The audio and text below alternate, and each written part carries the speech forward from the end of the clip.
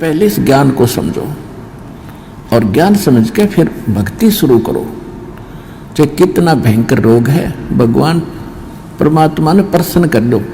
वो कैसे प्रसन्न होगा? जिस दिन वो प्रसन्न हो गया, वो तो सोने कैसी काया बना दे जीव की। एक सेकंड में एक बार 350-360 के लगभग कोड़ी थे, कोड़ी।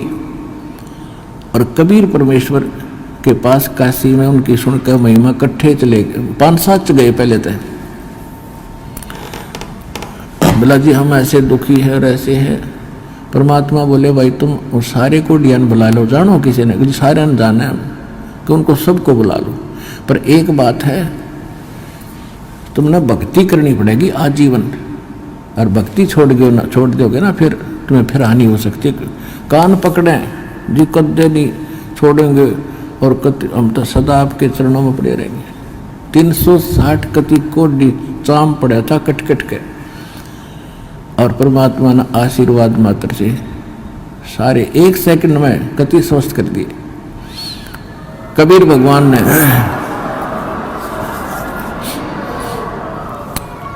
अब वो हो गए स्वस्थ कति। अब जाते उन्हें तक 10-5 दिन तो महीने 2 महीने तो ठीक सी भक्ति करी, फिर हुए बकवाद भागी। कोई कितना किसी कपड़े पहरे अंडर, कोई ब्याह करवा लिया और कितो कोई फंड कर रहा है, वो भक्ति छोड़ गए। अब परमात्मा ने दास को एक इंस्ट्रक्शन दे रखी है कि परमात्मा करता ऐसे भी सकता है, लेकिन वो करके देख लिया ये बकवादी को ना कब आते। अब उनको सुख भी दे दिया, फिर काल के पाले में जा खड़े हुए। क्या फायदा हुआ? वेस्ट, मालिक की शक्ति खराब गई।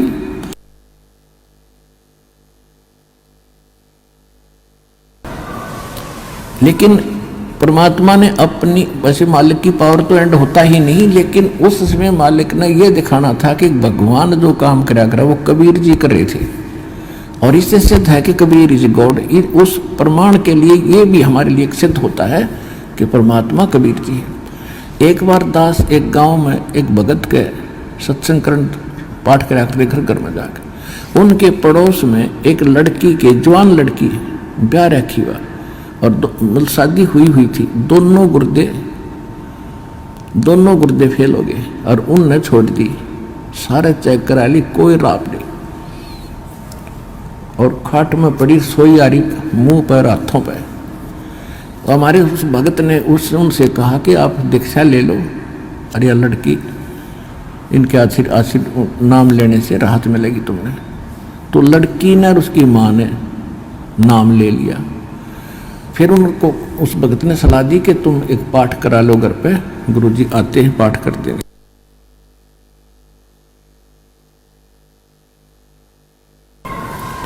हम उनके घर पाठ करने गए तो वह लड़की एक चारपाई पर पड़ी और उठन की हिम्मत नहीं, उन्होंने उठती है नहीं। 6 महीने से खाट पकड़ रखी है। उसको उठा के भगत और परिवार वाले वहां जहाँ दास बैठा था वहां ले प्रणाम कराया। मैंने उनसे कहा कि इसको सेवा करवाओ, बर्तन साफ कराओ। भगत गए हुए थे 20-30 जैसे सत्संग जाते थे हम पाठ करा, तो खाना खुना बनाते थे वहाँ, इनका बर्तन साफ कराओ। उनके घर वाले सोचने लगे भाई कैसे बर्तन साफ करेगी। भगत बोले जो कहा है तुम ऐसे करो, इसको बैठाओ पिड्डे पे। वो बैठा दी, 2 घंटे बर्तन साफ करे और अपने आप उठ के चल पड़ी।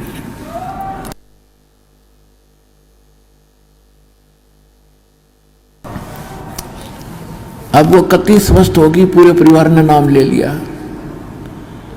और 1 साल के बाद सब छोड़ गए और वो अपने ससुराल चली गई। आज तक जात नहीं बुझी रामपाल की। ऐसे कृत गनी भी हम। तो अब परमात्मा ने हमें भी दिखाया है कि इतना जल्दी ना करे, करना तो है लेकिन ये टिक जाएंगे जब सारा ठीक कर देंगे। तो इसलिए परमात्मा ने उनको आशीर्वाद से कोड भी ठीक कर दिया, फिर काल की बकवादों में।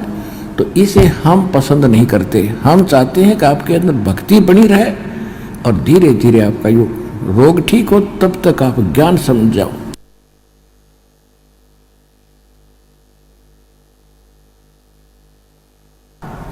और जिसके मन में दोष है वो चला जाएगा। फिर कितने पृथ्वी ठिकाना नहीं, वापस में फिर भटक कर फिर आखिर में यही आना पड़ेगा। एक अभी कल ही मिल रहा था, एक बहन आ रही थी, उसको और उसका पति भी मिला। भक्तों ने बताया कि ऐसे ऐसे ये बहन आई थी 3 महीने पहले और इसको बहुत समझाया, नाम ले ले, इसका पति ने नाम ले लिया, इसने ना लिया। और ये भी आप विचार कर लेना, जो यहाँ आकर दीक्षा नहीं लेकर वापस जाता है तो उसकी कोई करड़ाई है, कोई भयंकर कर्म उसको दुख देने वाला है, जिस कारण से काल उसने परमात्मा की ओट में आन नहीं दे रहा।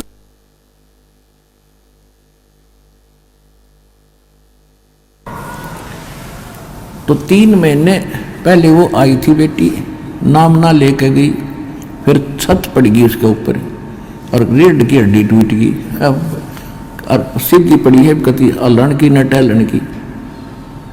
अब परसों लेकर आ रहे थे, जब बताई माँ बेटी उस समय क्यों ना लिया, तो नहीं वो नाम या बला टल जाती तेरी। नहीं बोले जी गलती बन गई, बता ये। और अब कैसे आ गई तू? अब सब, अब रामपाल सही हो गया और कबीर भी भगवान हो गया, जब दे ही टूट गई है। अकल के चोर, बता क्या कर ले इनका।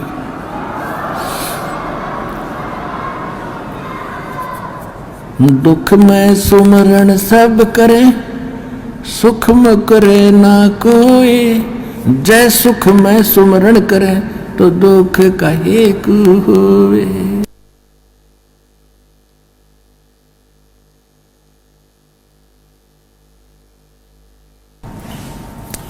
संत शरण में आने से आई टले बला। जय मस्तक में सूली हो वो कट्टे में टल जा। इस समर्थ परमात्मा की शरण में आने से यदि मौत भी हो, यानी सूली टूटना हो, तो कट्टा लगकर ही बच जाता है। अब जो प्रसंग चल रहा है पुण्यात्माओं के दास, जैसे यहाँ सुनता है कई भक्त आते हैं, ये ऐसे तो घने मिलते समय ने बोला जी कति घना ठीक हो गया, थोड़ी सी कसर रह रही है। मैं कहा यह कसर तो रखनी है सारे।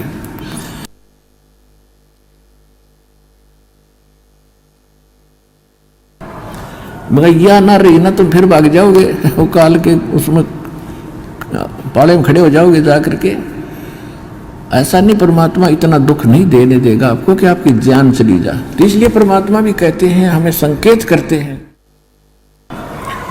सुख के माथे सिला पड़ो जो नाम हृदय से जावे, और बलिहारी उस दुख के जो पल पल नाम रटावे। परमात्मा हमें संकेत करते हैं कि हे भगवान, ऐसा सुख ना देना जिससे आपकी भूल पड़ जावे, और इतना दुख दिए रखना दाता तेरी याद बनी रहे।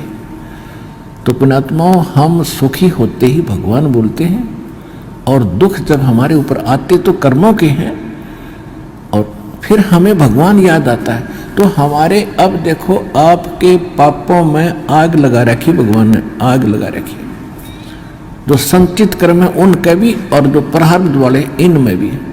जब कर्म जले हैं, जब भी घास जलता है तब भी धुआं धावा आग उग थोड़ी बहुत दिखे जानो दुख दे रही है, लेकिन कति रोग कटन लाग रहा है आपका, तो थोड़ा बहुत कष्ट भी हो उसने सहन कर लेना। अब जैसे तो आपको जो भयंकर रोग थे, जो भयंकर दुखदायी कर्म है, पहले आपके उन पर कुवाड़िया चल रहा है परमात्मा का, और छोटे मोटे तो धीरे धीरे हो जाएंगे, सारे ठीक हो जाएंगे। जैसे डॉक्टर के पास कोई भयंकर मरीज जाता है, वो सबसे पहले डॉक्टर उस स्थान का इलाज करेगा जहां से रक्त निकल रहा है, यानी जिससे उसकी जान जानी हो। एक्सीडेंट हो गया, हड्डी टूट गई और कहीं रक्त सर्वा हो रहा है, तो सबसे पहले डॉक्टर ये देखेगा कि इसका इस स्थान पर ऑपरेशन करें जिससे इसका खून रक्त बंद हो। और वो रो रहा है, डॉक्टर साहब टांग में दर्द घना है, हाय मर गया, तो डॉक्टर उसने ना देखता कि इसने तो चिल्ला लेते थोड़ी देरी, तो फिर कर दूंगा ठीक, पहले ये रोग काटना, ये करना जरूरी है जिससे इसकी मौत ना हो जाए। तो परमात्मा आप ताई हो एक दुख न ठीक कराने खातिर, और परमात्मा आपके वो पहले ठीक करेगा जिससे आपकी मृत्यु, जैसे आपकी मृत्यु निकट आएगी समय आपका रहा नहीं, आपकी है नहीं आज्ञायु, तो सबसे पहले उस क्रम को बढ़ाएगा आपको जिससे आपकी एक्सटेंशन हो। उसके बाद फिर सुख तक दे जाएगा जब तक आप रहोगे शरण में।